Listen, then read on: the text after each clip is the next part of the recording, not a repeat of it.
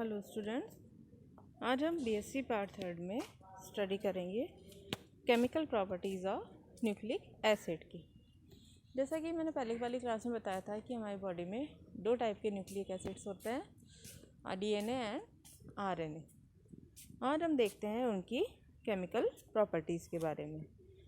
तो इसमें हम देखते हैं कि समस्त न्यूक्लिक एसिड जो होते हैं उसमें फास्फोडाइएस्टर बंध युक्त वह पॉलीमर होते हैं, यानी कि उसमें फास्फोरस का एक बॉन्ड पाया जाएगा और ये आसानी से जल अपघटित हो जाते हैं और कई स्टेप्स में ये डिवाइड होकर अपने अवयवी यौगिकों में परिवर्तित हो जाते हैं। इसके जल अपघटन को हम निम्न प्रकार से समझ सकते हैं कि जैसे डीएनए है, ये हमारा डीएनए, इसका जल अपघटन होकर क्या मिलेगा हमें? न्यूक्लियोटाइड्स का जल अपघटन करके हमें फॉस्फोरिक एसिड और न्यूक्लियोसाइड्स मिलते हैं। तो इस तरह से, और इसमें भी जो न्यूक्लियोसाइड है उसका फर्दर जल अपघटन हो जाएगा, तो उससे हमें शुगर, प्यूरिन क्षार और पिरिमिडिन क्षार प्राप्त होंगे। प्यूरिन में हमारे देखिए एडेनिन एंड गुआनिन होंगे और साइटोसिन में साइटोसिन एंड थायमिन होंगे पिरिमिडिन में। तो इस तरह से इसके न्यूक्लिक अम्लों की केमिकल प्रॉपर्टीज़ को हम इस तरह से डिसाइड करेंगे। इसी तरह से अगर हम दूसरा न्यूक्लिक एसिड लेते हैं आरएनए, तो उस केस में हम देखते हैं कि आरएनए जो होता है वह जल अपघटित होकर क्या करता है कि उसमें से हमें क्या मिलेंगे? न्यूक्लियोटाइड, जल अपघटन होकर फॉस्फोरिक एसिड एंड न्यूक्लियोसाइड। और इसके आरएनए के न्यूक्लियोसाइड जो हैं वे जल अपघटित होकर हमें देते हैं शुगर, और प्यूरिन क्षार में एडेनिन एंड गुआनिन और पिरिमिडिन क्षार में साइटोसिन और यूरेसिल। ये यूरेसिल और थायमिन, ये दो क्षार ऐसे हैं जो डीएनए और आरएनए में डिफरेंस शो करते हैं।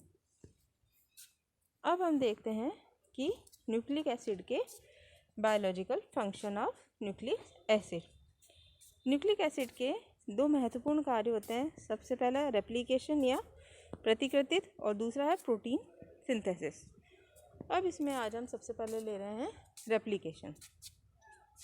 रेप्लिकेशन में जीव जो है, कोशिकाओं में नाभिक में डीएनए अणु होते हैं और डीएनए अणुओं में विद्यमान क्षारकों का क्रम, जिस तरह से उसमें क्षारक अरेंज होंगे वो ही उसमें जेनेटिक सूचनाओं का आधार कहलाता है और उसी से ही पैतृक गुण जो हैं अपने संतति में आते हैं। अब इसमें देखिए कि कोशिका विभाजन के साथ नाभिक और डीएनए अणुओं का भी विभाजन हो जाता है और दोनों नई पुत्री कोशिकाओं में पैतृक गुणों की पुनरावृत्ति हो, इसके लिए आवश्यक है कि डीएनए अणुओं का विभाजन इस तरह से हो कि दोनों जो पुत्री या डॉटर न्यूक्लियाई हैं उनमें डीएनए के क्षारकों का क्रम बिल्कुल समान हो। और इस प्रक्रिया में पहले डीएनए अणु की डबल हेलिक्स जो है, ये देखिए, ये डीएनए अणु की डबल हेलिक्स है, यह यहाँ से पहले धीरे धीरे खुलती है और दो नई इकाइयों में कन्वर्ट हो जाती है। और एक इकाई के प्रत्येक क्षार, जैसे ये क्षार है अपने, इनके सामने इनका पूरक क्षार की निर्माण के साथ साथ न्यूक्लियोटाइड्स का निर्माण हो जाता है और प्रत्येक इकाई जो है एक डबल हेलिक्स बनाती है। जैसे ये एक यूनिट है, इससे अपने दो हेलिक्स बने और इस प्रकार डीएनए अणु से उसके दो प्रतिरूप या दो प्रतिकृतियाँ तैयार हो जाती है। तो इस तरह से हमने समझा कि एक डीएनए अणु के रेप्लिकेशन से अपने को दो डबल हेलिक्स के टूटने से हमें दो आपको ये डीएनए की पुत्री कोशिकाएं मिल जाती हैं। नेक्स्ट इसमें हम ले रहे हैं प्रोटीन सिंथेसिस।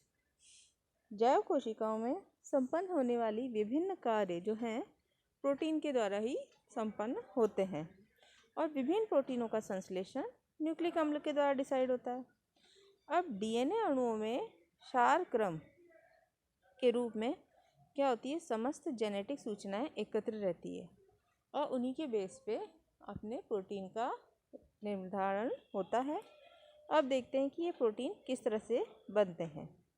तो इसमें सबसे पहला स्टेप आता है ट्रांसक्रिप्शन। ट्रांसक्रिप्शन प्रोसेस में क्या होता है, डीएनए अणु के क्रम की कॉपी के रूप में एक पूरक आरएनए अणु बनता है, जिसे हम क्या कहेंगे, मैसेंजर आरएनए।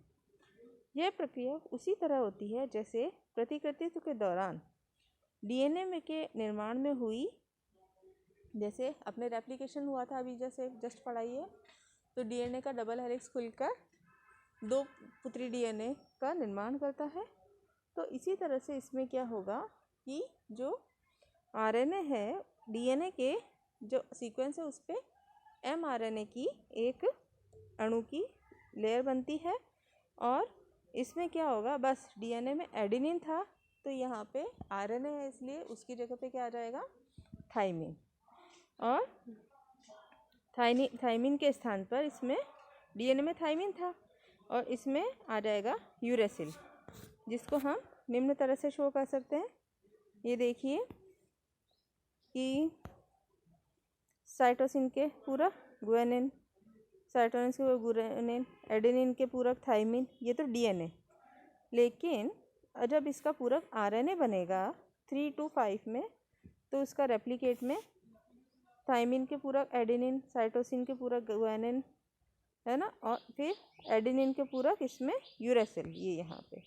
तो इस तरह से इसमें चेंजेस होते हैं।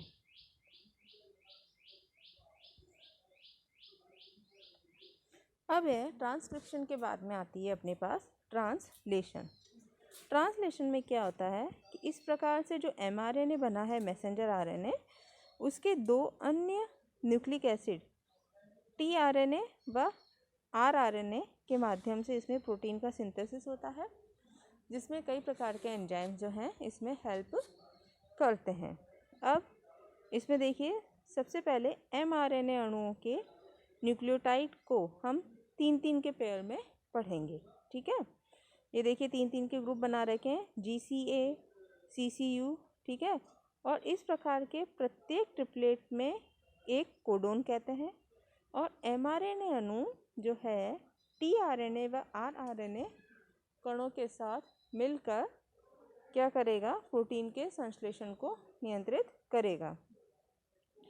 प्रत्येक टीआरएनए जो होगा एक अमीनो अम्ल से रिलेट होगा, और जिसे टीआरएनए के न्यूक्लियोटाइड एमआरएनए से मेल खाते जाएंगे, वही अमीनो अम्ल आरआरएनए द्वारा प्रोटीन श्रृंखला से पेप्टाइड बंध द्वारा जुड़ते जाएंगे, और इस प्रकार पॉलीपेप्टाइड चेन बनती जाती है। जैसे हम देखिए इसमें क्या हुआ है, 3-3 के कोडोन बन गए, फिर उसके अनुसार इसमें प्रोटीन की श्रृंखला इसमें जुड़ती गई।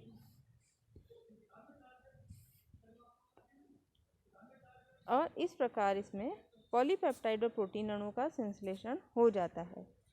प्रोटीनों में अमीनो अम्ल के क्रम का निर्धारण एमआरएनए द्वारा संपन्न हुआ, और एमआरएनए के न्यूक्लियोटाइड के क्रम का निर्धारण डीएनए के द्वारा किया गया।